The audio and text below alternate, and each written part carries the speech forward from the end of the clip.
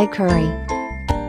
Ingredients: 2 tablespoons vegetable oil, 1 onion, sliced, 1 teaspoon garlic paste, 1/2 teaspoon ginger paste, 1 tablespoon ground coriander, 1 teaspoon ground cumin, 1/2 teaspoon ground turmeric, 1/2 teaspoon chili powder, 1/4 teaspoon ground black pepper, 1/4 cup tomato puree, 1 1/4 cups water, 1 tablespoon vinegar, salt to taste, 4 hard-boiled eggs, halved.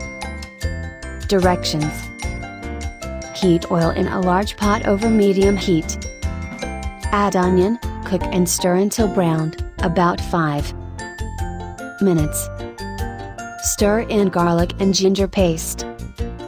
Mix in coriander, cumin, turmeric, chili powder, and black pepper, cook until fragrant, about 1 minute. Add tomato puree, cook until curry thickens, about 4 minutes. Pour water into the pot, bring sauce to a boil. Stir in vinegar and salt. Slip eggs into the pot. Cook until flavors combine, about 5 minutes.